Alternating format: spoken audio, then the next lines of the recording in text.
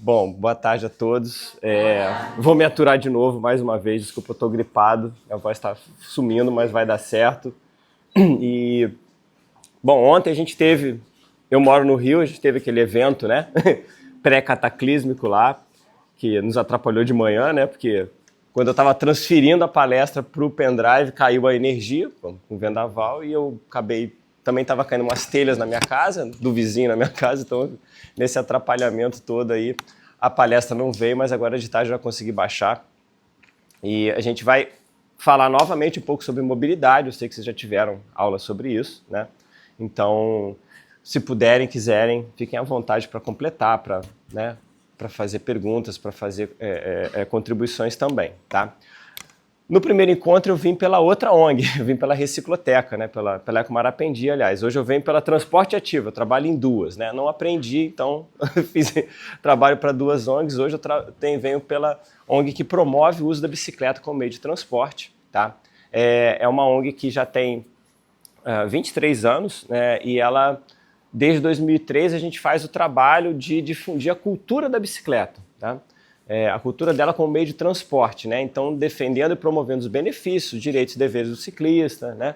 E a gente complementa o trabalho do poder público fazendo, através de principalmente levantamento de dados, de pesquisas e de traduções de trabalhos externos, sugestões para que a cidade tenha um perfil mais transporte ativo, né? Mais de caminhar, de pedalar, enfim. E a gente começou fazendo essa incidência política, né, que é você fazer a boa política junto aos governos, protocolando todo ano uma cartinha, na época da cartinha ainda, com sugestões para que a cidade fosse mais amiga da bicicleta e tal. A cada ano acrescentando novas coisas, recebiam uma carta, protocolava e tal, bonitinho recebido lá, mas nada fazia. Até que um belo momento chamaram o fundador da ONG, né, o Zé Lobo, para fazer... participar das reuniões, dos espaços em que o poder público abre para que a sociedade civil participe. Não decide nada, né? Mas opina no espaço coletivo adequado, né? Então é muito legal fazer, colocar em redes sociais, enfim, em vídeos e em fotos a sua opinião, né? As suas sugestões, suas críticas, etc. Mas existem espaços em diferentes áreas da administração pública em que você tem a oportunidade de participar como sociedade civil, né? Nem sempre é tão fácil de entrar, mas a gente entendeu esse caminho. Foram muitos anos esperando, tá? Não foi assim, vou lá. Mas deu certo. E hoje a gente faz essa coisa de baixo para cima, né? O que a gente vê nas ruas, o que a gente aprende e pratica nas ruas, pedalando, caminhando, patinando, a gente tenta levar, né, em forma de sugestões para o poder público para que eles, então, façam ajustes na cidade e funciona, por incrível que pareça, funciona, tá? Mas hoje a gente vem primeiro trabalhar o tema a questão das cidades mais sustentáveis, mais resilientes, algumas tendências globais, né? No nosso padrão de consumo hoje, né, do ser humano, do habitante do planeta Terra, a gente consome bens materiais, serviços, etc., matérias-primas, mais do que a Terra consegue nos suprir, tá? Hoje a gente está no dia da sobrecarga de 2026, não sei se vocês já ouviram falar disso. Todo ano chega um dia em que, pelo padrão de consumo daquele ano, calculado aí, né, cientificamente, estatisticamente, a gente determina um dia em que a gente já consumiu todos os recursos renováveis que a Terra tem para nos oferecer no período de um ano. E esse ano, por coincidência, é hoje, 30 de julho, é o dia em que a sociedade global, consumiu todos os recursos que o planeta Terra tem capacidade de renovar ao longo de um ano. Então, a gente ainda falta metade do ano, né? Praticamente para acabar, né, cara? Nesse nível de consumo, a gente não consegue com uma terra só, né? A gente precisaria de mais de uma terra para nos dar esses bens materiais, essas matérias-primas que a gente precisa, tá? Mas isso, claro, é uma média, tá? Não é que todo mundo no mundo consome da mesma forma, claro, né? Então, eles colocam também o dia em que seria esse dia da sobrecarga, se cada habitante do planeta Terra consumisse como os habitantes daquele determinado país, tá? Então, olha, o pessoal que mora no Catar, padrão de consumo do pessoal do Catar, o dia da sobrecarga é dia 4 de fevereiro. um mês e pouquinho eles já consumiram tudo que o planeta Terra pode suprir de recursos naturais renováveis, né? Aí vem, né, aqui a ordem, e a gente está aqui assim, ó, em 14 de agosto, então a gente está um pouco além daqueles 30 de julho, que está um pouquinho abaixo da média. A imensa maioria dos países que estão aqui, né, que vão consumindo no início do ano, né, tudo o que o planeta poderia suprir, são, claro, os países ditos desenvolvidos, né, países da Europa, América do Norte, alguns países da Ásia, né, e os que estão aqui do lado de cá, que durariam mais, fariam o consumo, né, dos recursos da Terra durarem mais, são realmente os países mais pobres, né, o menorzinho aqui, Honduras, Camboja. Alguns países não estão aqui porque não tem dados que se alinhem aos dos outros países, então fica uma comparação desigual ou não exatamente estatisticamente possível, né? Então, se eu não me engano, qual que não tem aqui é Noruega, Cuba, alguns outros países da África que não têm as informações que eles precisam para poder fazer esse calendário aqui certinho, né? Então, hoje a gente vai trazer muito essa questão, né, de que somos habitantes do planeta, mas há diferenças, né, entre nós, entre os que moram na África, na Ásia, na América do Norte, na Europa, e a gente precisa entender isso, não num contexto de nos colocar como melhores ou piores, mas para a gente entender que há variações por inúmeros motivos e que a gente precisa lidar com elas também, tá bom? Grande parte também desse desequilíbrio, dessa falta de recursos, né, dessa escassez, desse déficit, vem da nossa população mundial crescendo. Em 1950 nós éramos 2,5 bilhões. Em 80 já tinha quase dobrado. 2014 já tinha passado de 7 bilhões. E é uma perspectiva que até corrigindo que para 2050 a gente já atinja 10 bilhões de habitantes. Tá? Nesse ritmo de crescimento, claro, é um ritmo que varia, né? Mas hoje está numa média de mais ou menos 0,88%, 1% ao ano, né? 1% ao ano, ou 189.900, quase 190 mil pessoas a mais todos os dias. Então hoje, ao final do dia, né, a gente vai ter aí 190 mil novos habitantes no planeta Terra, ao final de um ano, 69 milhões, mais ou menos, né? Ao final dessa aula aqui, que deve durar mais ou menos 1 hora, 7.900 novas pessoas no mundo. Claro que algumas morrem, né? Então, mas a taxa não é a taxa positiva de crescimento, né? E 132 pessoas a mais por minuto, tá? E além disso, a expectativa média de vida aumentou, né? Até os anos 50, não chegava a 60 anos, né? Então a média mundial hoje está na faixa dos 73 anos. Claro que não é para a gente olhar isso, né, e pensar assim, poxa, então vamos matar umas pessoas, vamos parar de ter bebês. Não é assim, né? A gente precisa entender como que a coisa funciona para entender aonde que a gente pode ajustar para caber todo mundo, porque na verdade cabe. Se o pessoal de Honduras consegue ali até 27 de novembro no padrão de consumo deles, a gente pode chegar a um meio termo aí para pelo menos melhorar as coisas para a gente não perder tanto assim, né? E aí vem uma outra faceta que a gente vai chegar mais perto do nosso tema, né, que é a população que mora nas cidades. Tá? A gente vai ver por que isso vai ser um problema com relação à sustentabilidade. Até 1980, 39% das pessoas moravam nas cidades. Tá? 1 bilhão e 700 milhões de pessoas. Em 2015 já tinha passado de 50%, né, que em amarelinha cidade. Quase 4 bilhões de pessoas e naquela proporção de até 2050, a gente vai chegar a 2/3 da população mundial vivendo nas cidades. Cidades que ocupam no planeta 2% da superfície, mas tem 55% da população. 70% da energia global consumida é nas cidades. Tá?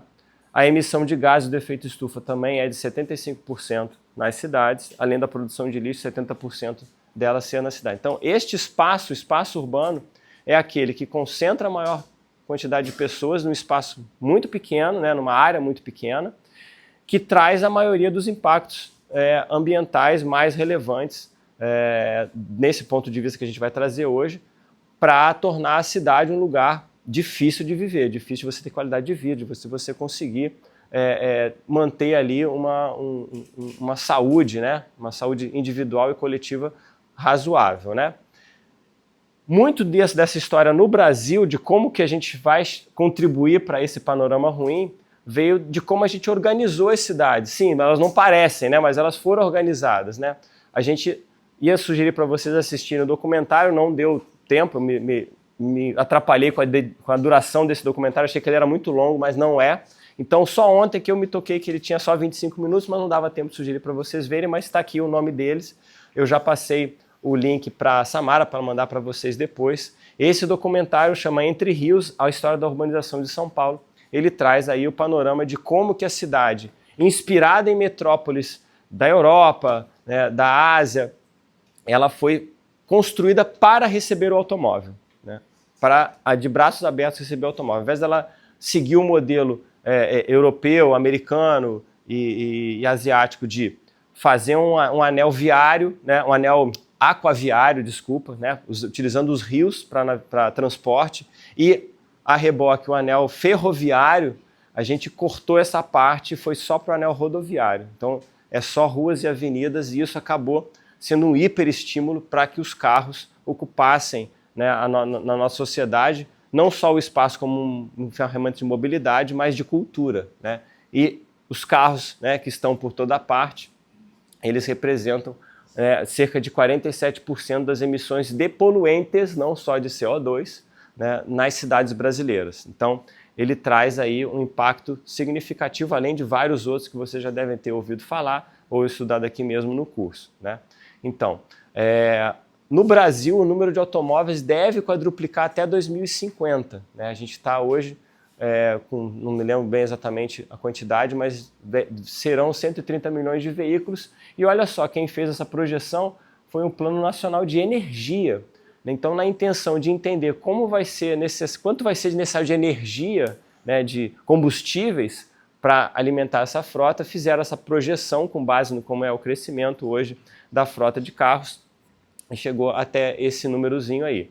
A gente tem como que é hoje no Rio de Janeiro, no estado, dados do Detran, né? Então a gente tem, segundo o que está sendo emplacado, né, carros novos emplacados, só carros, tá? Claro, existem os outros veículos, ônibus, caminhões, são 10.600 carros por mês, 349 por dia, 14,5 por hora, 14,5 novos carros por hora no estado do Rio de Janeiro estão sendo lançados nas ruas. Eu sei, mais uma vez, que nem morrem as pessoas e nascem, né, os bebês, alguns carros são retirados de circulação, mas é uma taxa positiva de crescimento e não nos deixa dúvida de que a questão dos engarrafamentos, da poluição, né, da necessidade de cada vez mais espaço para o automóvel vai só piorar, porque as ruas não aumentam de tamanho, né? A gente não consegue alargar as ruas ou construir mais viadutos. Aqui a imagem dos viadutos ilustra bem um caminho que a gente sabe que não dá certo, né? Tem um engarrafamento, você passa um viaduto, passa um túnel, na verdade aquilo ali vai ser pior até.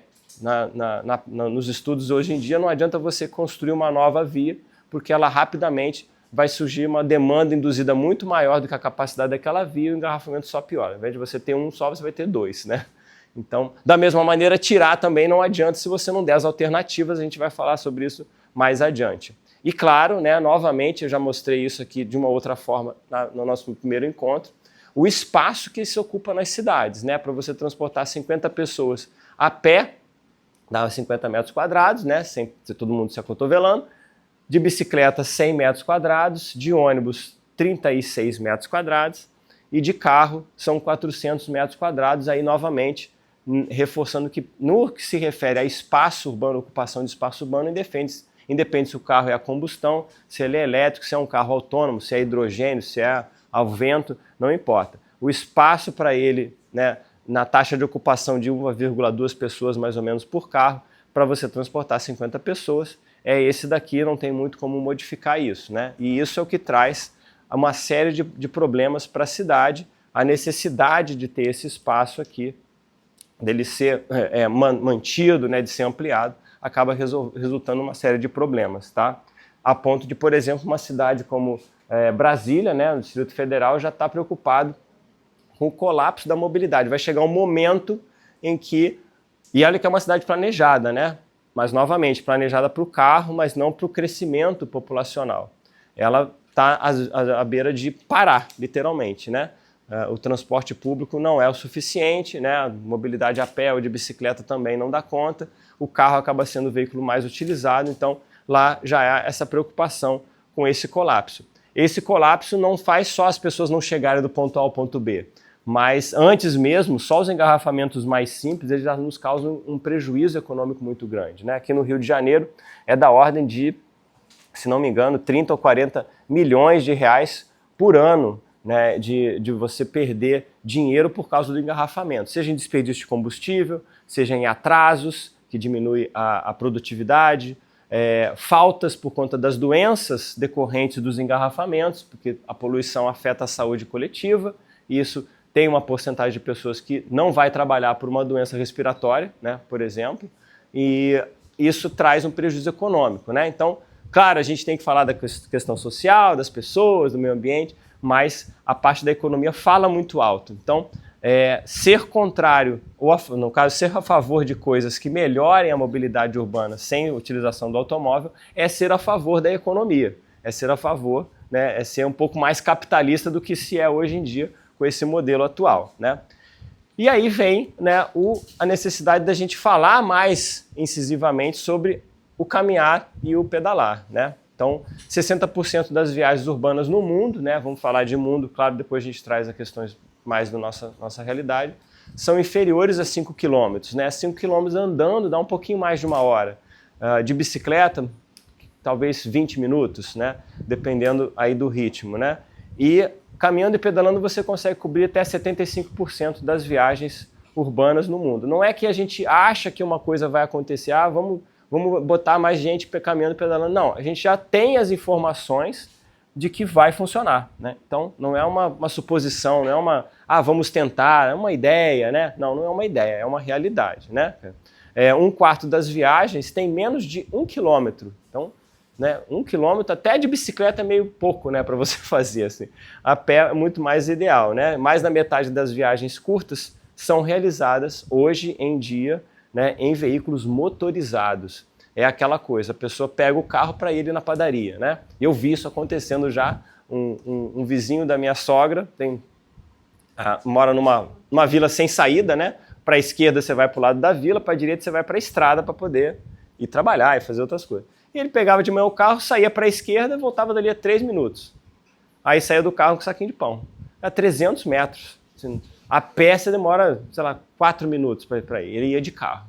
Aí ia de carro, abria o portão, ia lá, voltava, todo dia fazia isso de manhã.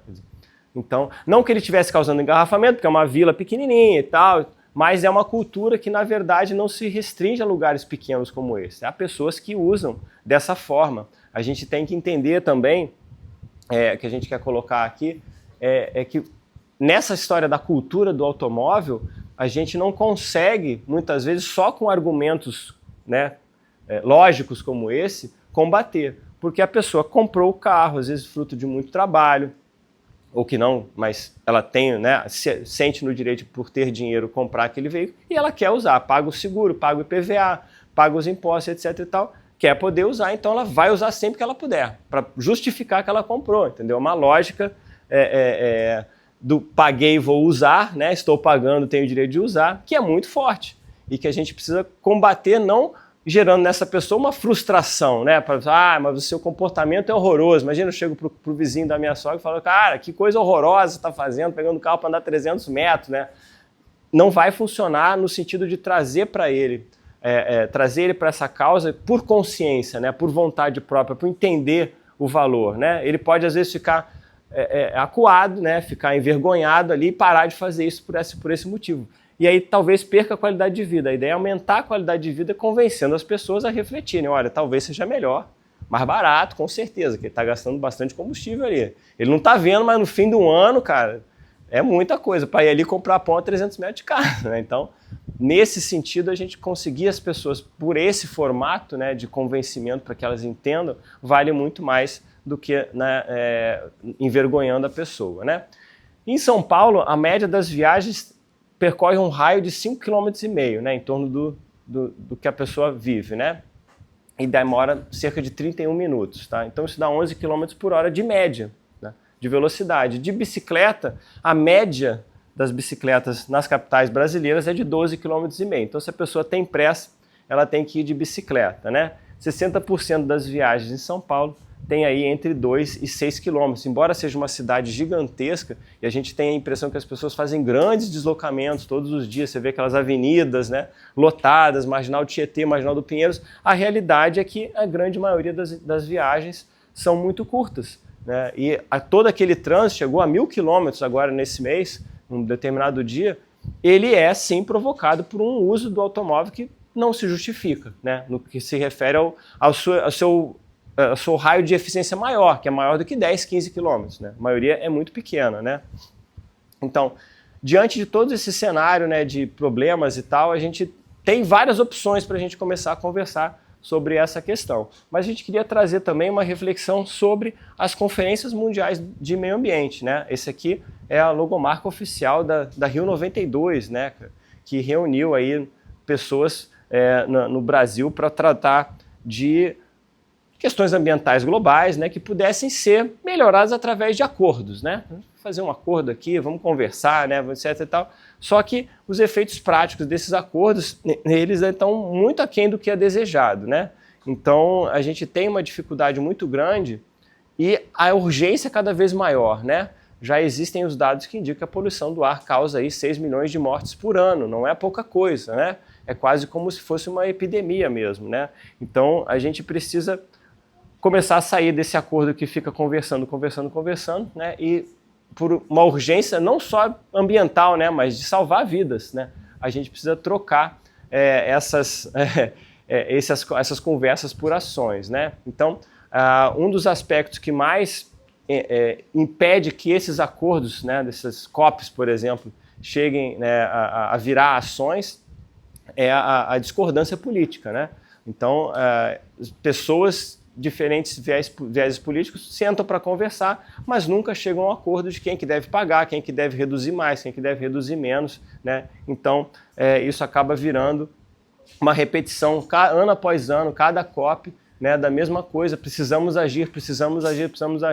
A nossa preocupação é que isso vai se repetindo ao longo de décadas e a gente chega a um momento que foi tarde demais, tá?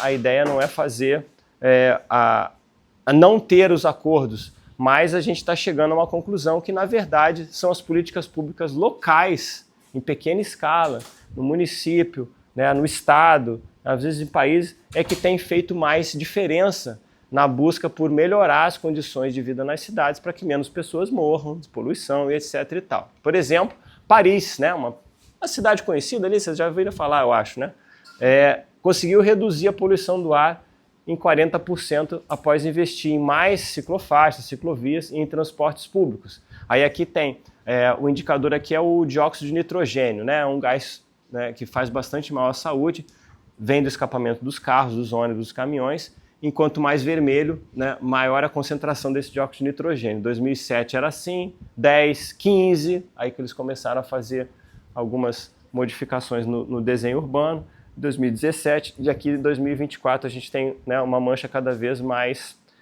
clara. Não quer dizer que acabou, né? Ainda tem. Verdinho seria o melhor cenário, né? Ainda tem aqui. E você vê muito bem aquilo que a gente falou. O anel rodoviário está em volta da cidade, mas eles têm também um anel ferroviário. A gente vai conversar também sobre uma reflexão muito importante sobre isso para que a gente não caia em alguns erros aí de interpretação, tá?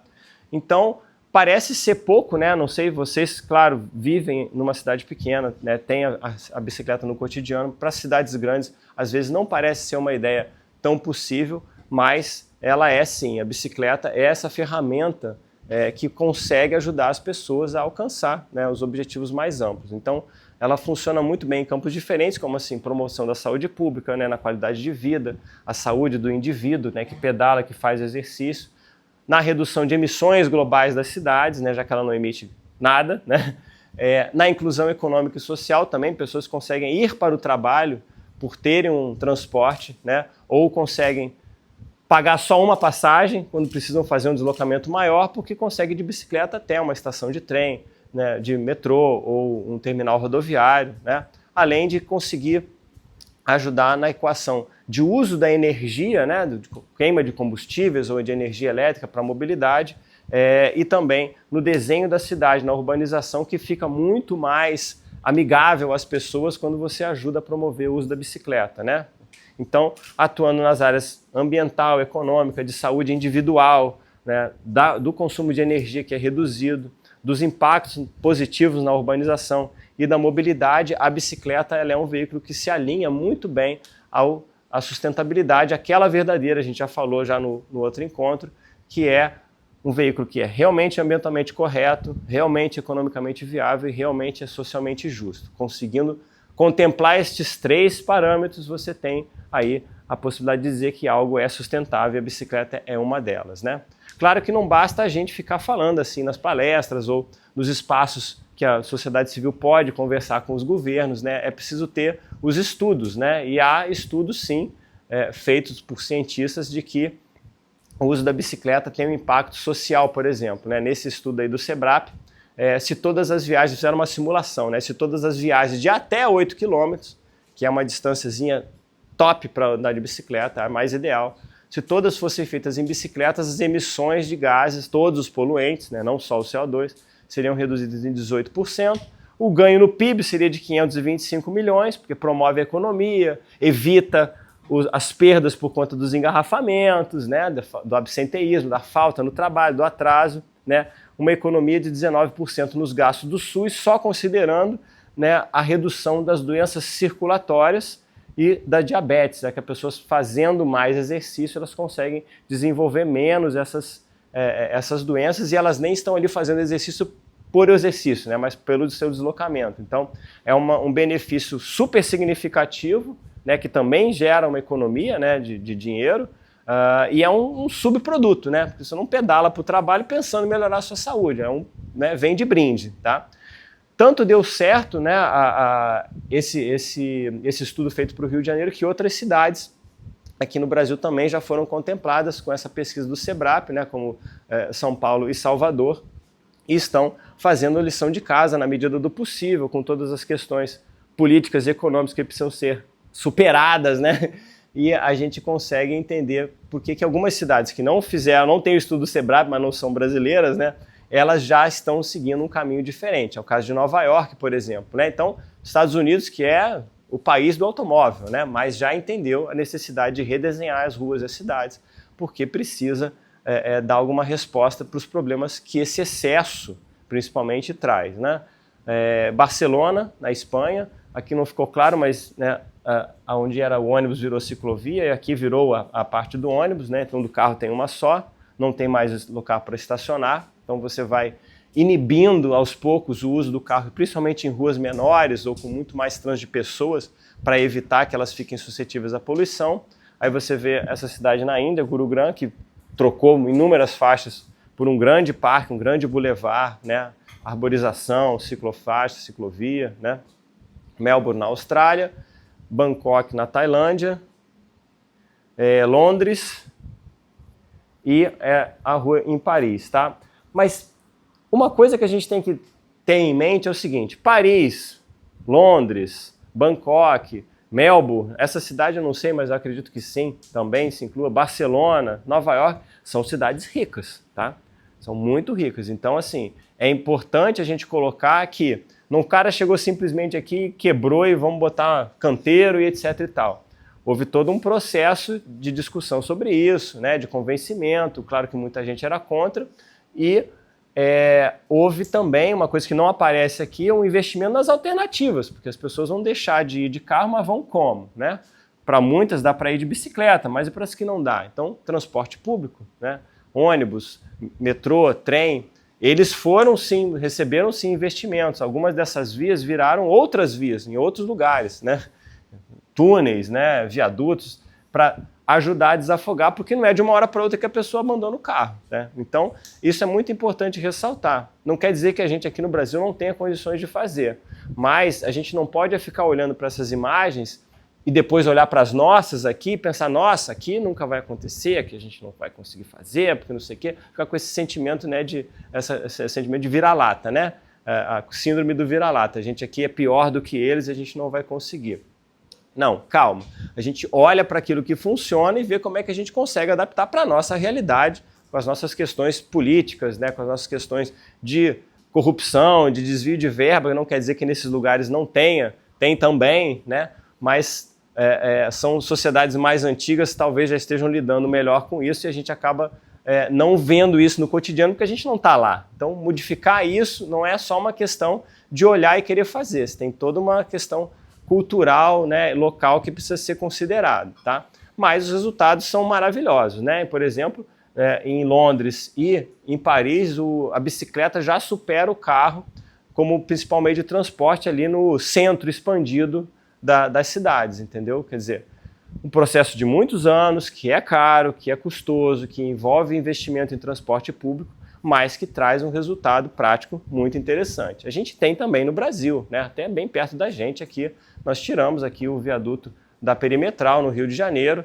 Essa que era uma área, Praça Mauá, era uma área super degradada, escura, suja, perigosa, né? De repente virou um atrativo turístico e para o carioca também, né? A construção ou não do Museu do Amanhã, claro, ajudou, mas não era o principal foco. O principal foco era você ter uma área que não era tão necessária assim para a mobilidade, tá? E que trazia vários impactos, né, negativos para a cidade, transformada numa área de outro tipo de atração, né? Aqui é claro que é bom alertar, né? Esse viaduto ele virou um túnel, então passa por baixo da terra agora, né? Inclusive são mais pistas do que tinha antes, mas, né, nessa forma aí que isso conseguiu fazer, você consegue devolver um espaço da cidade que não existia. Eu passei por aqui já embaixo desse viaduto pedalando, caminhando, assim, caminhando não dava, porque você não ia chegar nu do outro lado, né? Iam te roubar tudo no caminho, né? Até o óculos. Então era muito perigoso, era muito hostil o lugar, eram armazéns abandonados, era o fundo de outros dos endereços que ficavam para cá, era só os fundos, não tinha quase nada aberto para lá. Então era uma coisa assim, uma área da cidade perdida e hoje é um lugar super agradável, né? Mas, claro, precisa ressaltar. A gente olha essa imagem aqui depois dessa, fala, que lindo, que maravilhoso, mas foi construído um túnel aqui, né?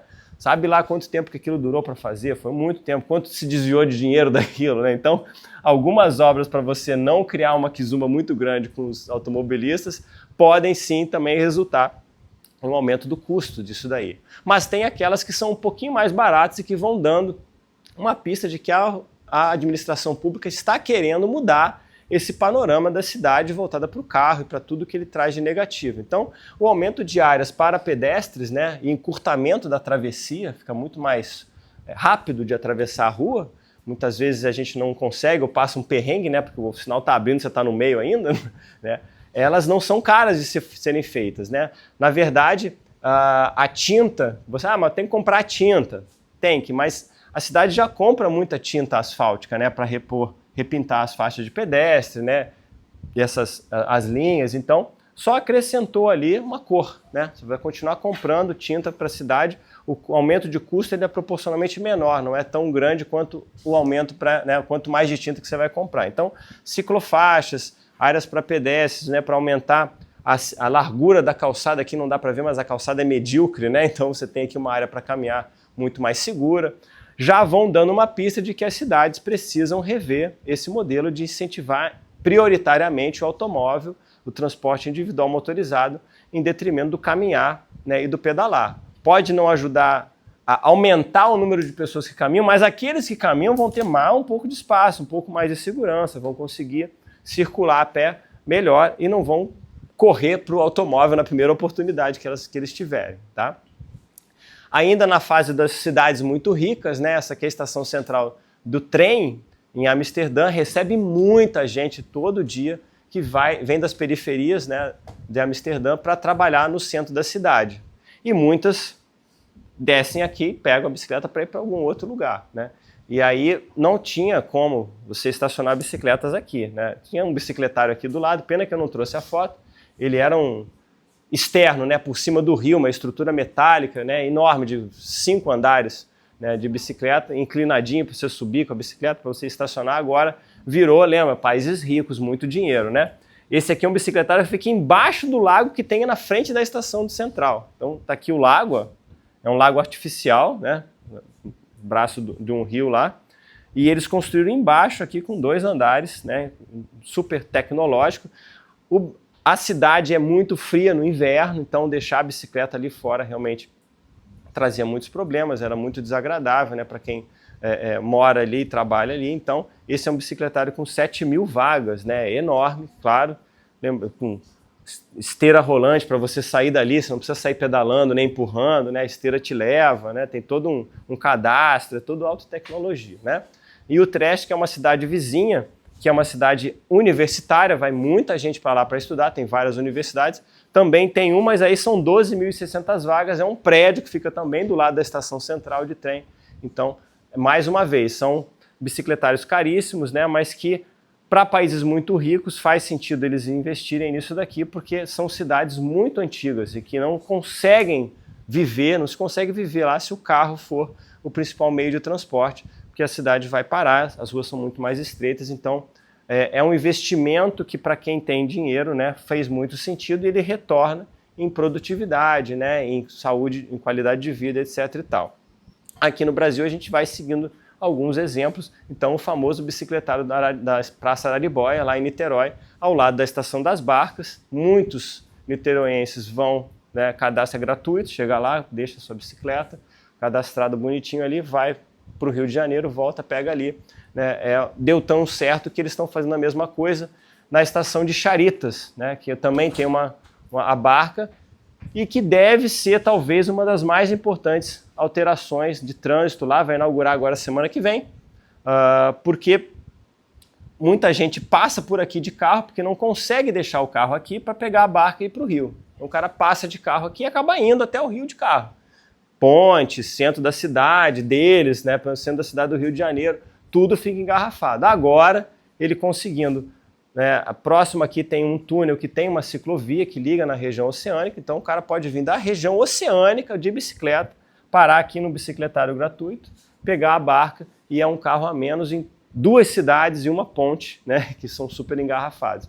Então, pensando nesse aspecto, assim, é uma obra até barata, né, por você fazer desse daí. E é claro, a gente já sabe que ele vai ser inaugurado já lotado. Provavelmente ele já vai lotar de cara, vai ter que ser ampliado daqui a algum tempo. Eles já estão pensando nisso, vão fazer por partes, claro, para não impactar tanto, mas é uma questão muito importante continuar com esse investimento ali, que Niterói está quase parando por conta dos engarrafamentos. Tá? Então, fazendo um resumão, né, hoje as bicicletas fazem parte do cenário das cidades, de todo mundo, no Brasil, claro, também. O uso da bicicleta como meio de transporte no Brasil dobrou em 10 anos. Né? É o meio de transporte que mais cresce, né, em termos de transporte de pessoas. Né? E no Rio de Janeiro, para vocês terem uma ideia, as bicicletas transportam mais pessoas por dia do que trem e metrô juntos. O número de viagens de bicicleta, né, não é que tem mais bicicleta, o número de viagens, pessoas que fazem viagens, tem gente que usa bicicleta 3, 4 vezes por dia, né? Mas esse número de viagens é superior ao que trem e metrô junto. Ah, mas como que isso é possível? Trem e metrô concentram as pessoas em vagões ao longo de uma linha, então você vê aquele mar de gente, acha, é muita gente, sim. Mas a bicicleta está espalhada por todas as ruas, né? Fazendo os menores deslocamentos, sim, mas é viagem. Né? Pode não resolver toda a mobilidade da pessoa, mas é viagem, está resolvendo pelo menos uma parte. Né? Automóveis responsáveis por cerca de 50% dos poluentes nas cidades, né? 35% dos deslocamentos motorizados efetuam percursos inferiores a 5 km, uma distância que pode ser feita a pé ou de bicicleta. Mais da metade da população vive nas cidades com esse panorama aí. O trânsito nas grandes cidades tem sido, sim, o grande vilão da saúde, do bem-estar e do meio ambiente. Por isso a necessidade de a gente repensar os nossos deslocamentos, que é muito urgente. Tá? A fase também do transporte de cargas. A gente desenhou aqui uma bicicletinha de carga, porque de 20% a 30% dos transportes nas cidades, especialmente naquele último quilômetro, né, próximo já do ponto de venda ou do consumidor, pode ser feito de bicicleta ou a pé. Então a gente tem aí 30% das viagens podem ser feitas em bicicleta. Né? Já é feito no Rio de Janeiro, a gente tem lá na nossa ONG vários estudos que fazem menção à bicicleta de carga, porque realmente é muito significativo. Um carro de entrega a menos, que tem que parar, né? Não tem onde estacionar, ele para na via, causa engarrafamento, poluição, estresse, etc. e tal. Né? Então, bicicleta que é sim o caminho mais fácil e prático para você iniciar essas mudanças. A gente está falando de grandes cidades, mas também nas médias e nas pequenas, né? É muito simples, é de baixo custo, tanto para adquirir, quanto para consertar, quanto para planejar, construir e manter a infraestrutura para a bicicleta, né? Então vale a pena o investimento, pensando em não uma nem duas vantagens e benefícios ou virtudes, mas em todas essas, né? A gente renova aí que a bicicleta pode sim ser já é uma forma de transformar as cidades em lugares mais sustentáveis e mais resilientes, mais resistentes aí aos problemas que a população, a quantidade de gente, né, tem surtido efeito nas cidades, né? Então, mas não é só isso, né? Não basta você trabalhar a questão da mobilidade, né, e da bicicleta, do tirar carro, etc e tal. Existe também a questão de você devolver às cidades um pouco da qualidade por conta de melhor arborização, recuperação de rios, áreas de convivência, né? A gente não tem mais na cidade um espaço em que seja de convivência. A gente gosta, né, de poder aqui conversar, caminhar, relaxar nas cidades, e esse espaço aqui ficou famoso desse rio de um nome que eu não consigo pronunciar, lá em Seul, que foi um dos primeiros a tirar as vias, né, de carros e despoluir o rio, fazer um imenso investimento, são, se não me engano, 5,8 quilômetros de rio que foi despoluído e retransformado, né? Foi feito aqui um paisagismo regenerativo, que é o termo utilizado para isso, que é de você recuperar esse espaço para as pessoas e virou uma área de convivência. Não dá para ver aqui, mas também ajudou a movimentar a economia, porque ao lado, talvez sejam aqui, são barraquinhas que vendem lanches, bebidas, etc., tal, que não existiam antes e que hoje estão ali e conseguem atender as pessoas que estão circulando por ali, né? Também no Brasil a gente tem, adaptado para a nossa realidade, também vem com uma vírgula aqui para a gente conversar, que o primeiro prédio, né, é um prédio em São Paulo, que foi construído já com essas varandinhas aqui, com espécies nativas da Mata Atlântica. Então, ao invés de se utilizar as espécies exóticas, né, as espécies, paisagismo tradicional, né, que usava muitas espécies exóticas, o botânico, né, Ricardo Cardim, ficou famoso por fazer não só esse prédio, mas telhados verdes e mais dessas florestas de bolso que a gente vai falar, e ele conseguiu convencer uma empreiteira a fazer esse primeiro prédio aqui. Deu super certo e foi muito na base do empirismo, né? Ele aprendeu isso sem ficar estudando, né? Ele viu espécies de Mata Atlântica crescendo numa pedra, um sol escaldante, a pedra quente pra caramba. Falei, pô, mas se cresce na pedra, por que não pode crescer na varanda, né, de concreto? Então vamos fazer. Fez um estudo lá, escolheu, tem não sei quantas dezenas de espécies diferentes aqui, algumas são frutíferas e, claro, é um prédio de altíssimo padrão, tá? Então essa é a vírgula, né? Não que a gente não possa fazer dentro da nossa realidade, claro, mas assim, nesse sentido de uma coisa linda, bonita, assim, né, suntuosa, né, só realmente para quem tem muito poder aquisitivo, e deu tão certo, teve comprador que comprou 2 ou 3 unidades, porque tinham variações de plantas e ele queria ter acesso a diferentes ecossistemas ali dentro da Mata Atlântica. Então ficou essa questão aí. A floresta de bolso, né, que não deixa de ser nesse empreendimento, mas geralmente é algo mais voltado para aquele terreno entre 2 prédios ou um cantinho ali, um terreno baldio, né? Você planta espécies nativas, claro, de preferência do Mata Atlântica, mas também pode ser cerrado de caatinga, né? Adaptando elas a essas pequenas áreas, telhados, né? Fazendo jardins verticais. Dessa forma você consegue. Claro, as árvores trazem uma melhor equilíbrio térmico, né, nas cidades, né? Não deixa a cidade tão quente, mas também atrai passarinhos, atrai polinizadores. A gente vive hoje sim, uma crise com relação a polinizadores, as abelhas especialmente, são super polinizadores e estão em vias de extinção porque está faltando flor no mercado, né? Então, essas florestas aí podem parecer pouco, né, porque são realmente muito micro, mas elas fazem diferenças em pequena escala ali e no contexto geral, se elas conseguirem alcançar um número grande, elas vão ajudar muito, né? O Cardim tem um livro, né? Ricardo Cardim, que é o Paisagismo Sustentável para o Brasil, em que ele defende isso, que não se coloque mais em praças, em parques, as espécies exóticas, que se use as espécies nativas para ajudar a manter a nossa biodiversidade, evitar uma série de problemas com espécies exóticas que existem, né?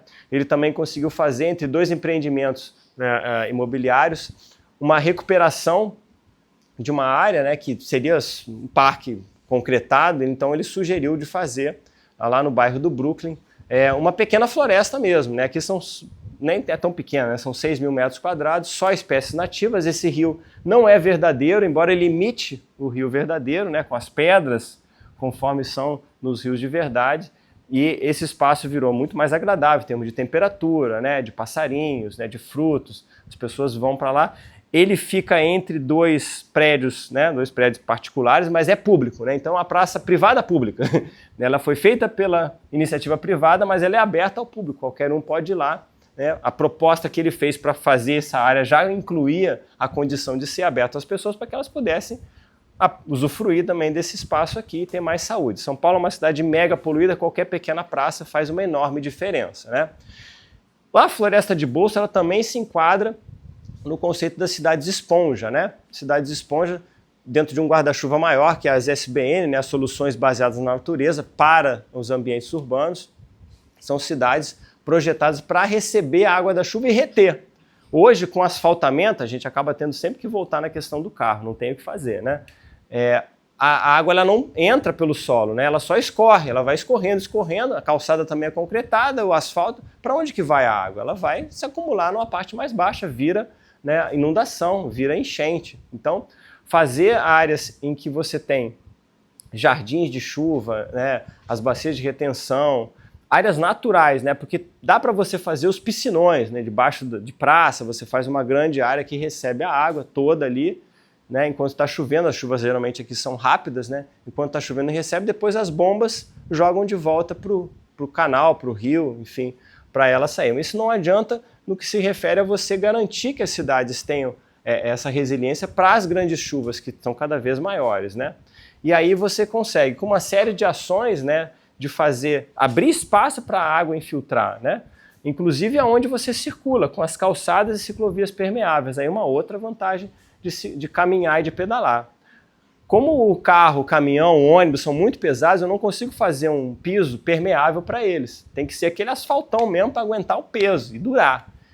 Quando a bicicleta, que é leve, e o pedestre vão passar, não precisa ser asfaltado, não precisa ser concreto, pode ser a calçada permeável. Então, com isso, você consegue oferecer aspectos da cidade esponja até para uma via que normalmente não absorve nenhum tipo de água, né? Então, parques alagáveis, controle de enxurrada, infiltração, jardim de chuva, telhado verde, né? Floresta de bolso, tudo isso ajuda a água a não ter que ir pelo asfalto escorrendo para chegar em algum lugar. Então você diminui o risco de você ter as enchentes que tantos prejuízos causam, né? Uma imagem que ilustra muito bem, não lembro qual é o nome da cidade, peguei a foto, esqueci, não é famosa, mas é na Ásia.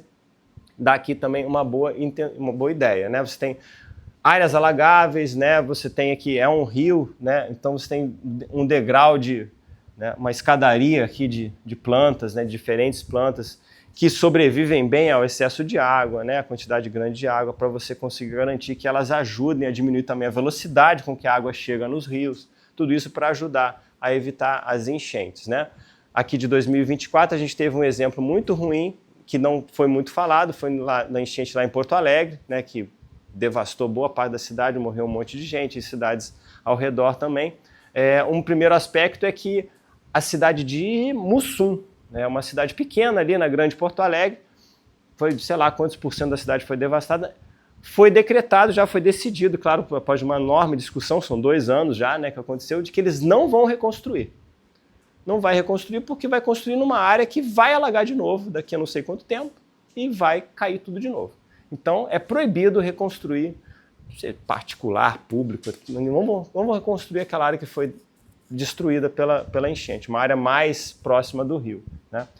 E o grande aspecto que não se fala, que a gente não ouviu falar, é que por que aquele rio transbordou e naquele momento? Ah, foi porque choveu demais. Tá, mas aquele rio há muitos anos é assim, né? E não sempre choveu muito forte. Tá? O que tem acontecido de diferente ao longo dos anos? Eu tenho desmatamento, o sul é pampa, né? O bioma, mas é mata também, né? É planta, está sendo desmatado, pasto, né? Plantação. E o desmatamento a gente sabe enfraquece o solo acaba sendo lixiviado, né? Vocês já devem ter visto isso, e tudo vai para o rio, né? Então os rios recebem muita terra, né?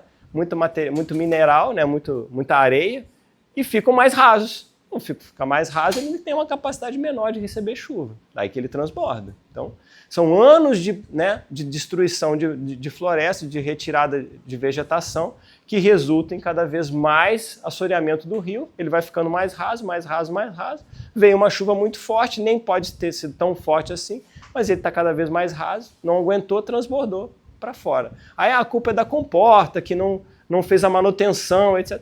Não, cara, a culpa é que o rio está assoreado, a gente não pode falar sobre isso, porque a economia do estado inteiro gira em torno de você desmatar para pasto, para plantação, e isso acaba tendo essa consequência daí. Não tem o que tirar, né, de onde tirar nem pôr. O tio ambientalista avisou, mas não quis seguir, então o que a gente pode fazer, né? E aí, prejuízo econômico enorme, né? Aí se fala do gasto, da despesa, etc. e tal. Bom, as soluções baseadas na natureza, elas nos apresentam um tema, né? Mais uma vez falando de dinheiro, que a gente fala muito pouco nessas questões ambientais, mas o que isso significa em dinheiro, né? A natureza, ela tem serviços que prestam para a gente, né? Então, esse pesquisador aqui, o Robert Costanza, da Universidade de Maryland, nos Estados Unidos, se juntou a outros 3 pesquisadores e compilaram uma série de estudos que davam uma ideia do valor da natureza, né? Serviços ambientais que a natureza nos proporciona. Então, ele pegou 17 serviços ambientais, água, energia, matéria-prima, controle de temperatura, nem me lembro de todos eles, né? E em cima de 16 biomas espalhados pelo mundo todo, ele calculou quanto que isso vale em dinheiro, tá? Porque preservar por preservar para muita gente não significa nada, a gente não consegue ver o valor da natureza em pé, então vamos transformar em dinheiro, em dólares. E essas informações estavam dispersas em mais de uma centena de estudos sobre os bens e serviços ambientais, foram agrupados, analisados, e esse resultado final deu um valor médio, tá? É uma média, não é o valor final, tá? Dos serviços proporcionados pela natureza preservada, tá? Nos ecossistemas pesquisados, que foi de 33 trilhões de dólares por ano, tá? Isso é o valor da natureza preservada em serviços que trazem para a gente. Ah, mas como é que a gente vai saber se... É um valor, é grande, né? É muito dinheiro. Mas como que a gente vai ter uma ideia desse valor aí, do que ele significa? Vamos comparar com o PIB de 180, 190 nações mais ricas do mundo, segundo o Banco Mundial, o FMI e essa Seal World Factbook, do que variou entre 2011 e 2012. Foi o mesmo ano que calcularam aquele valor de 33 trilhões de dólares. Né? Deu 63 a 76 trilhões de dólares ao ano. Tá? Então, tudo aquilo que é vendido, bens e serviços, né, nas 180 nações mais ricas do mundo, dá isso daqui. Só que esses bens e serviços, claro, usam muitos dos recursos que a natureza proporciona, né? Matéria-prima, energia, etc. e tal. Então a gente pode somar. Então a natureza vale para o mundo como um todo, incluindo o PIB, etc. e tal, né? 99 trilhões de dólares por ano no mínimo, tá? Essa aqui é a nossa questão. Bom, completando com mais uma informação, né? Ainda da outra ONG, né? Em relação a dinheiro, né? Então a gente vai trazer para uma realidade mais local, né? Um pouco mais próxima da gente, a gente vai ver a questão do lixo, que também traz impactos ambientais e econômicos muito grandes, né? Então, com relação à coleta do lixo em si, né? Sobre as outras questões de lixo, vocês já devem, né, ter passado várias vezes por isso. No Rio de Janeiro, que não difere muito de qualquer outra cidade média ou pequena, a coleta é feita com esse tipo de caminhão, né? O caminhão compactador, que leva até 9 toneladas por viagem, tá? No Rio de Janeiro são 9.000 toneladas por dia, então 1.000 viagens. Claro que fica muito complicado de você fazer isso. Então, ele passa desse caminhão pequeno para um caminhão maior em estações de transbordo, as estações de transferência. O Rio de Janeiro tem 5, né?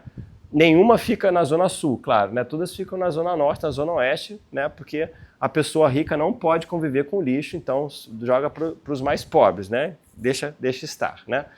Lá transfere para esses caminhões maiores, essas jamantas gigantescas que transportam até 31 toneladas cada uma, tá? Isso faz reduzir o número de viagens, reduz o impacto viário, poluição, etc., porque dá no máximo 500 viagens por dia.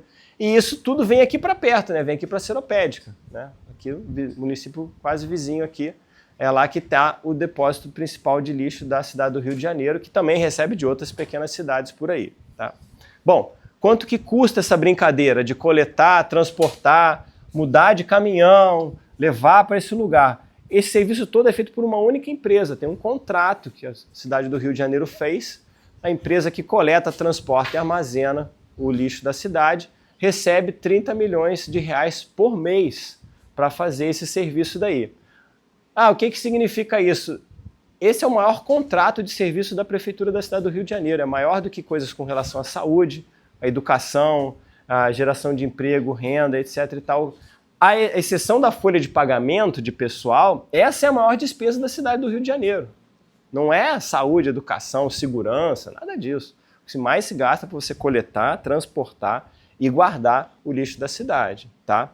Então, é um custo muito alto, sim, é um dinheiro que, para a saúde pública, claro, porque você não pode deixar de recolher o lixo, né?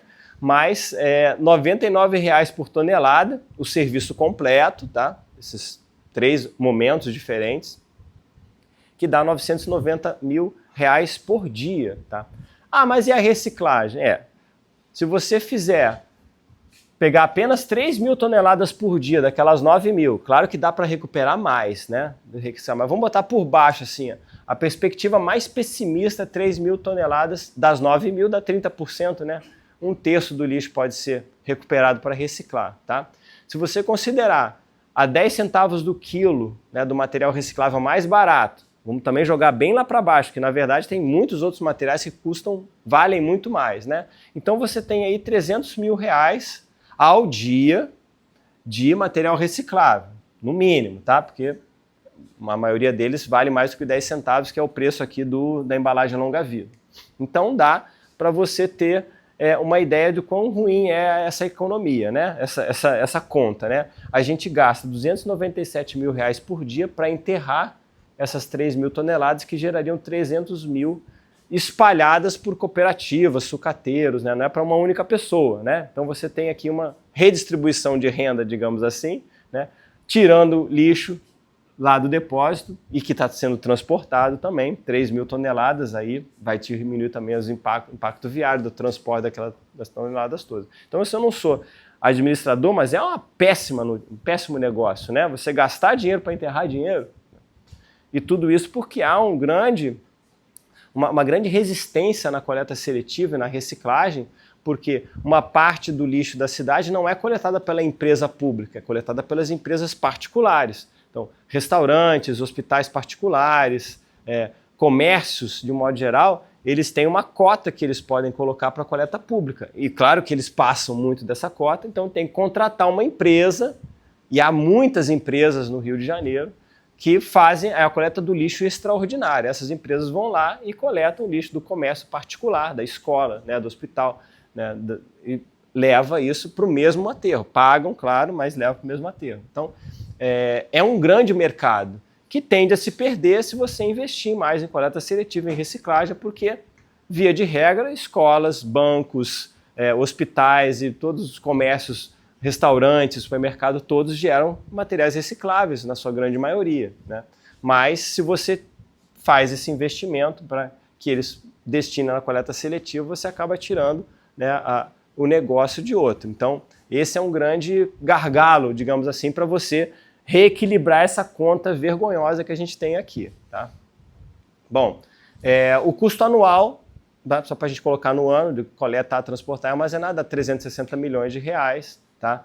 Então você gasta cerca de 120 milhões por ano para enterrar 1.095.000 toneladas de recicláveis que poderiam estar ajudando a gerar emprego, renda, a aumentar a resiliência da cidade com relação à coleta, já que você amplia aí a eficiência da coleta quando você aplica a coleta seletiva, e a gente acaba não tendo esse cenário aqui, infelizmente, e traz um grande impacto para a economia das cidades. Dinheiro esse que, economizado, podia estar sendo utilizado para algumas outras coisas muito mais legais, como saúde, educação, segurança, na minha humilde opinião, né? Bom, alguma pergunta? Alguma sugestão? Não? Foi tudo ótimo? Que bom, maravilha. Os elogios vocês passam para mim depois, as críticas vocês mandam para a Mayara, que ela resolve depois, tá? Se vocês gostaram, vocês me falam, a gente dividiu para não ficar equilibrado, entendeu? Exatamente. Exato, acho importante. Podemos fazer já o intervalo, se ninguém quiser me completar, me corrigir, né? Ou criticar a Mayara. A Mayara não, a mim, que é a Mayara, enfim. Vocês podem ir para o intervalo. Que horas que a gente vai voltar? Então, essa é uma atividade só para a gente, retorno de intervalo e tal. Então, quem tiver aqui no meio, você vê que não tem cadeira para ela, né? Eu não participo. Ela vai dizer o nome de 2 pessoas, tá? E essas 2 pessoas vão ter que trocar de lugar entre si. E ela vai roubar o lugar de um deles. Uma delas vai ficar em pé. Tá? Calma que piora. Calma. Depois eu vou aumentando o número de nomes, tá? Que você tem que falar de cada vez. E se em qualquer momento que eu falar, todos ganham presentes, todo mundo tem que levantar e trocar de lugar ao mesmo tempo, tá? Só pode levantar, ela vai falar 2 nomes, só pode levantar quando ela acabar de falar os 2 nomes. Quando forem 3 nomes, também só quando forem acabar de falar os últimos 3, tá? E quando eu falar todos ganham presentes, todo mundo tem que levantar e trocar de lugar. Certo? Pode começar, mano. Quando eu falar todos ganham presentes, todo mundo tem que levantar e trocar de lugar. E ela vai estar tentando sentar ainda, né? Ou ela ou qualquer outra pessoa. Pera aí, como é que... Vai, valendo, vai. 2 nomes. Lucas e Giovanni.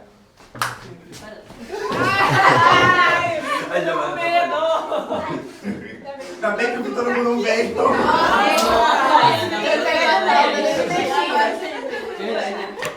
Eu posso falar agora? Aí, Maria Clara. Quê? Tem que trocar, Ana. Vai de novo, então. Vai, Ana. Vai, continua. Mas eu escutei Tânia, Eu falei, Ó, vamos falar alto e claro para os nomes ficam parecidos, tá? Sem reclamar. Vamos lá. reclamou?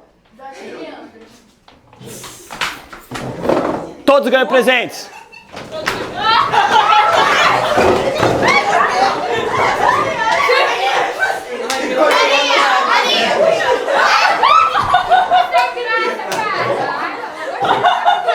Vai falar 3 nomes agora. 3 nomes.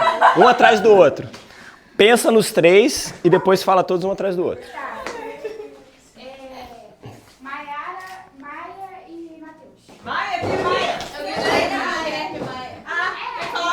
Acabou de chegar. Eu falar que ele fosse nesse lugar, vai ficar nesse lugar. 3 nomes ainda, tá? Larissa, Karen, Jotinha. Meu Deus!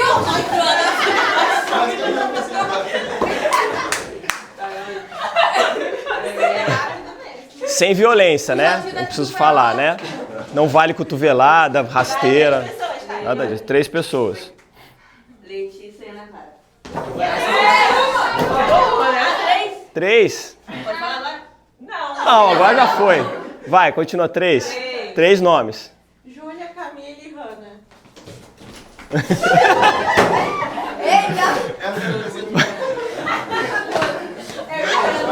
Todos ganham presentes.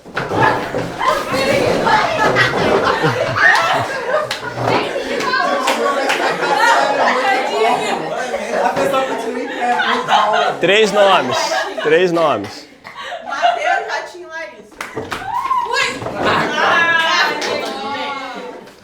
Matheus, 4 nomes. 4 nomes. Pensa primeiro, depois você fala todos. Só pode levantar quando ele acabar de falar o último. Samara, Maiara e Dani. Que isso? 4 pessoas ainda? Eu tô rodando e entendendo próprio. Eu esqueci. É muita coisa, pensamento. Jabuti, já tinha Letícia e Ana Clara. Nossa, tem que empurrar o amiguinho. 4 nomes. Ana, Letícia. Gente, o pessoal pode levantar quando fala 4. Gente, só vai levantar quando fala os 4, senão... É. Disse ela quando... Roubaram. Roubou. Isabela, Lucas, Camille e Júlia. Ai, gente! Bateu no espelho. 4 nomes ainda. Todos ganham presentes. Demorou muito. Demorou demais. É um por cadeira.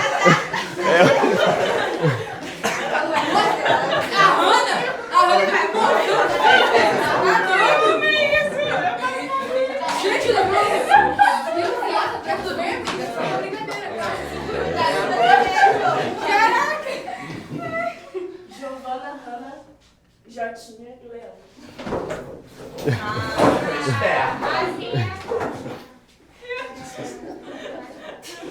Larissa, Lucas, Ana Clara e Dani. 5 nomes agora. 5 nomes. Um atrás do outro. A Karen, a Hanna, a Leandra, a Dani e a Giovana.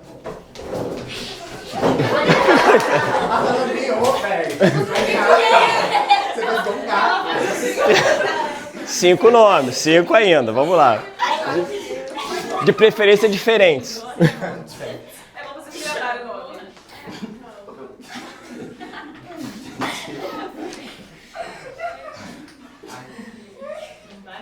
Ai, meu Deus.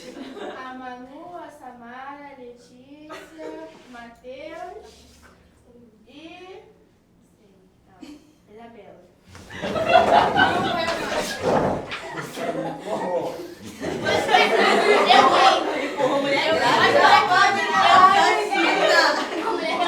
Todos ganham presentes.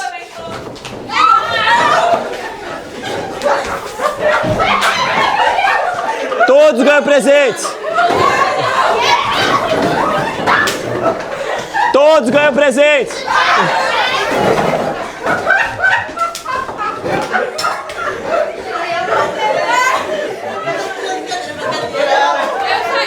Pronto, ficou ótimo a filmagem. Obrigado, foi ótimo. Tá todo mundo acordado, né?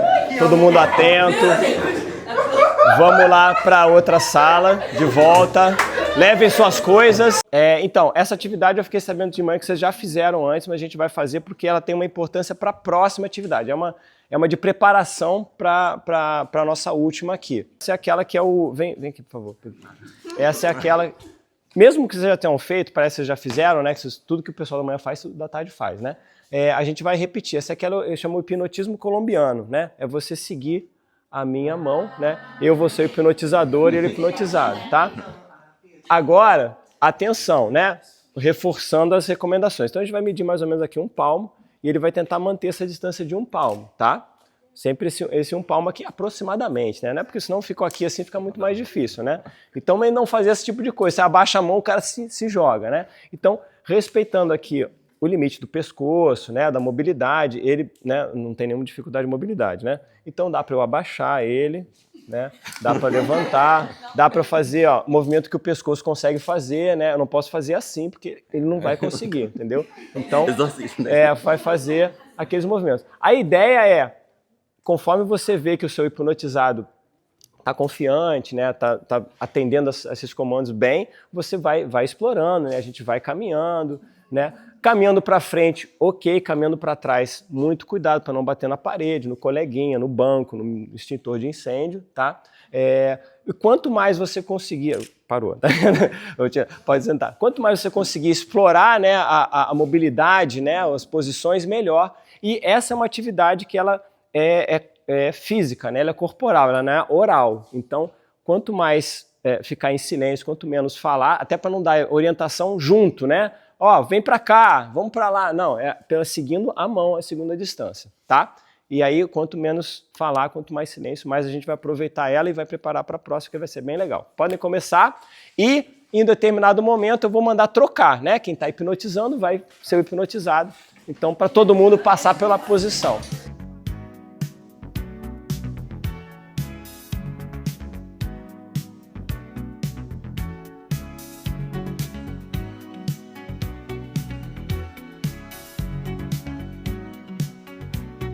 Agora vamos formar duplas, mas diferentes das que vocês formaram antes.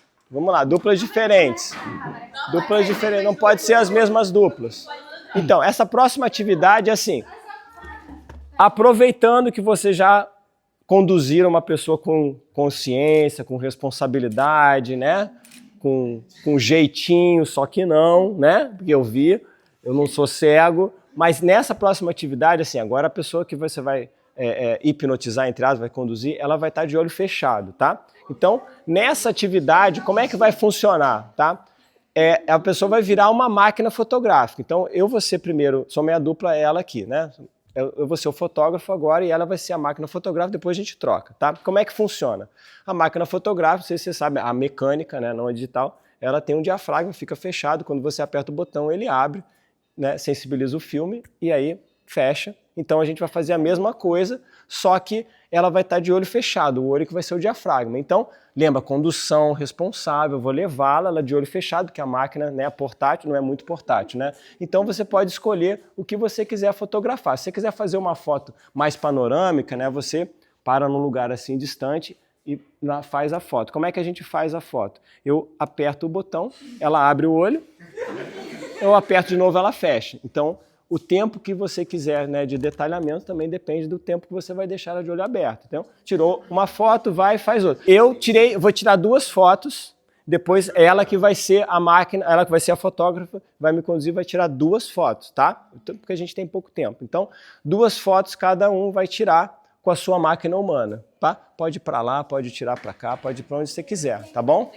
Acabando as fotos, peraí, tirou as 2 fotos, você tirou as 2 fotos, outros fizeram as 4, cada dupla, já vai para nossa sala com ar-condicionado, tá bom? Então tá livre, pode começar. De olho fechado, tá? Olho fechado. Máquina fotográfica de olho fechado, não pode saber o que está sendo fotografado. Vai dar pra... Deixa bater alguma coisa e ficar triste. Ai, que foto legal. Ela brincando dela. Gráfico, você tirou 2, você tem 2 fotos na sua cabeça, né? Você vai escolher uma delas e vai desenhar. Depois que desenhar, escreve o seu nome. Atenção!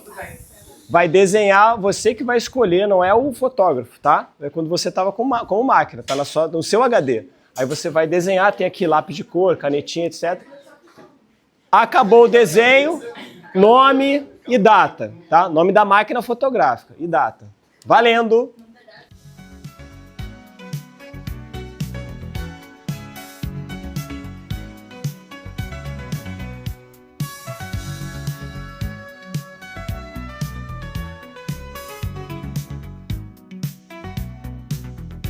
Originalmente, tá? Originalmente essa é uma atividade que a gente gosta mais de fazer numa área natural, entendeu? Que tem ali flores, árvores, pedra, rio, etc e tal, tá? É uma atividade de convite à observação, à contemplação de áreas naturais, né? Coisa que quem vive na cidade pouco ou nada faz, né? Mas a gente, claro, consegue adaptar ela para outras questões. Como a gente aqui tem pouco tempo, né, não dá para a gente ficar explorando, embora aqui na frente tenha uma área bem legal, eu resolvi fazer logo aqui, mas para a gente aprender essa estratégia de chamar a atenção das pessoas da necessidade de observar, né, de contemplar também. E, claro, trazendo aqui o nosso paralelo para o nosso tema das cidades, olhar para a cidade com outro olhar, né? Não aquele daquela coisa corriqueira. Vocês passam por esses corredores aqui, né, quase todos os dias, é sempre a mesma coisa. Às vezes tem uma coisa diferente ou outra, né? Mas, de um modo geral, vocês estão super acostumados com isso e não prestam atenção em detalhes, né? Então, a máquina o fotógrafo que leva a máquina para fotografar algum detalhe, né, alguma coisa em foco, né, mais próximo, ela te ajuda a exercitar esse olhar sobre o detalhe, sobre aquela coisa que eventualmente você não está prestando muita atenção. Então, observar a cidade em que a gente vive, né, o espaço em que a gente está, seja que a gente está vivendo ou que a gente está visitando quando você vai a outros lugares, nos ajuda numa coisa muito importante, que é a coisa de você se envolver, né?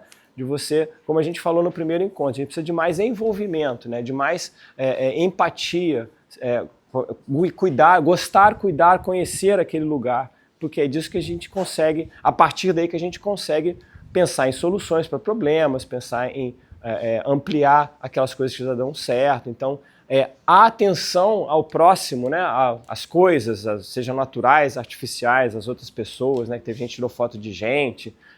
Então, isso é uma forma da gente resgatar essa questão da humanidade que a gente precisa demais para entender que são graves os problemas que as cidades têm, as sociedades sofrem demais com isso, mas ao começar por esse olhar, né, cuidadoso, essa empatia, né, esse envolvimento, esse conhecer e cuidar daquilo que você vivencia, seja na sua cidade ou em outra, no seu bairro, em outro bairro, é o que nessa atividade a gente consegue trazer, né, de importante. Aí não importa muito se você desenha bem ou não, né? Quando a gente fala isso, claro que fica óbvio que o objetivo não é aqui você fazer uma pintura perfeita, uma fotografia, né, maravilhosa, mas é o ato em si de estar primeiro sendo conduzido, né, que também traz aí uma boa reflexão sobre essa história que a gente já fez antes, né, do hipnotismo colombiano, de ter responsabilidade com o outro, né, de entender que você está sendo cuidado às vezes e às vezes é o cuidador, né, na nossa vida aí fora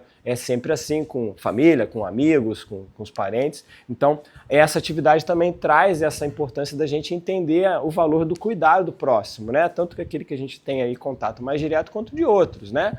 A comparação é aquela coisa, você está na esquina ali, vai atravessar a rua e tem uma pessoa cega, né? Então, senhor, quer que eu te acompanhe para o outro lado, né? Então, quem tem esse olhar mais carinhoso com as pessoas, com o ambiente em que vive, consegue, por exemplo, oferecer esse tipo de ajuda. Ou uma pessoa que arrebentou a sacola de compras, as compras são todas pelo chão, você para ali e ajuda, né? É esse tipo de envolvimento com o espaço que você vive, nas coisas mais simples e nas mais complicadas também, que essas atividades do hipnotismo colombiano, né? Ali de olhos abertos, e da máquina fotográfica de olhos fechados, que foi um baita do exercício, né? De estar de olho fechado sendo conduzido por outra pessoa. Tem que confiar, né? Quem está conduzindo tem que saber que precisa passar confiança, precisa cuidar. Aí quem vai em segundo, né, para o papel de máquina fotográfica já entendeu melhor, né? Já passei ali por um período, né, de ficar de olho fechado sendo conduzido sem saber para onde que eu estou indo. Claro, aqui a gente quase não tem obstáculos, né? Mas fica mais fácil de entender. Às vezes se colocar no lugar do outro com essa dificuldade de ver também ajuda a gente a entender esse outro lado, para a gente, quando estiver nessa posição, cuidar também dessa pessoa, tá? Alguma outra observação que alguém queira fazer dessa atividade? Gostaram mais de ser a máquina fotográfica ou de ser o fotógrafo? O fotógrafo? Gostou mais de ser a máquina? É bem legal, né? Eu prefiro também ser a máquina, assim como no hipnotismo colombiano, que eu não perguntei, né? Quem prefere ser o hipnotizador ao invés do hipnotizado? Prefere ser o hipnotizado? Eu também prefiro ser hipnotizado, acho muito mais legal, muito mais divertido. Mas tem gente que não se sente bem, né? Prefere, né, não ser conduzido ali para não, com receio de bater, de machucar, etc e tal. Assim como quem está, às vezes, hipnotizando não gosta porque tem uma grande responsabilidade, né? Pô, estou controlando uma pessoa, ainda que aqui, entre amigos, né, conhecidos, etc, que você, né, num espaço controlado, mas mesmo assim tem gente que se sente com uma responsabilidade muito grande quando está nessa situação e prefere, então, ser o hipnotizado, né? Bom, mais alguma observação das duas últimas atividades? Alguém? Não, ainda não. Sim? Não? Nada? Então tá. Então, agora a máquina fotográfica vai dar a foto para o fotógrafo. Afinal de contas, o fotógrafo tirou a foto, né? Então a foto não é sua como máquina. Você vai dar para o seu fotógrafo, a máquina fica de lembrancinha. E...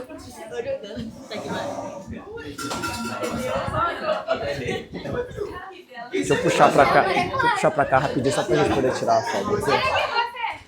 E agora... Você ficou melhor lá. Você ficou melhor Não, tá muito legal. Eu achei que você ia escolher, Larissa. Eu achei que você fosse escolher a paisagem da porta. Ai, é mais difícil desenhar. Nossa, você veio, filho. Samara. Vamos fazer o elástico primeiro, né? Depois a gente faz a foto. Não, é a pessoa. Mas era o contrário, né? Pessoal, não guardem o desenho ainda não, tá? Fica com o desenho aí.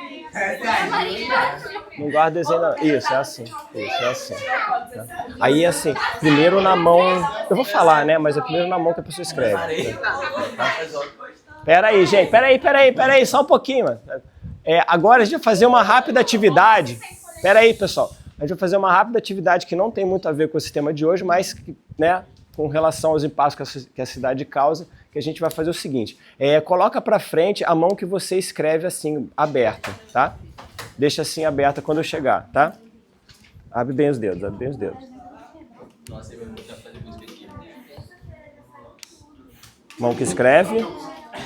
Essa aqui, levanta um pouquinho. A gente tem que pegar esse... Peraí.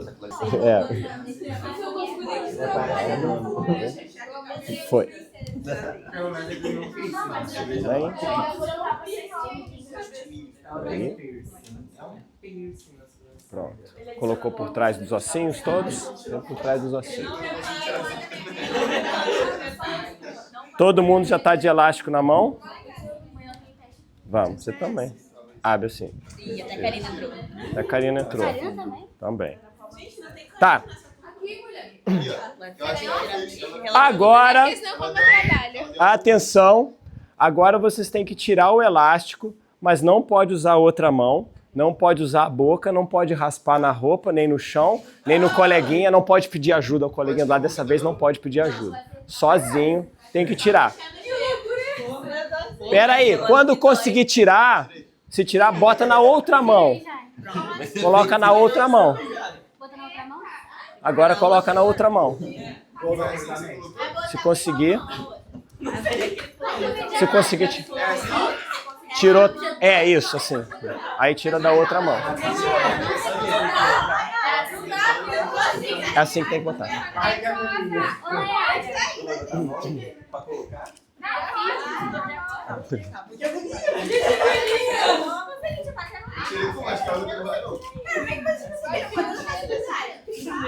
Põe na sua também. Põe na sua também.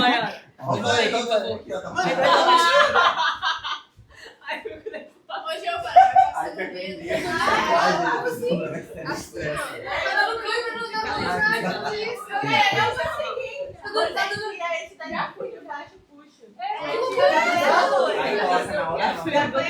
Tá, beleza.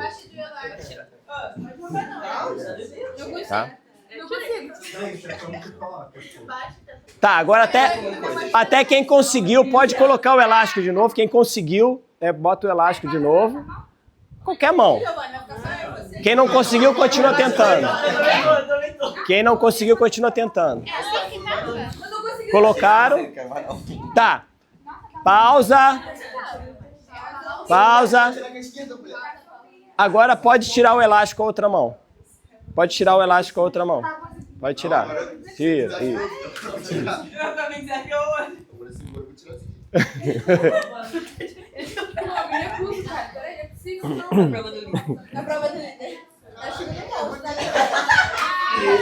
Conseguiu. Tá. Passa o elástico para Maiara. Passa o elástico para Maiara. Vamos lá, gente. Não conseguiu? Agora, gente, agora deixa eu perguntar para vocês. Deixa eu perguntar, galera. Pera aí. O que vocês sentiram quando estava com o elástico prendendo a mão? Agonia, aflição, ansiedade. O que mais?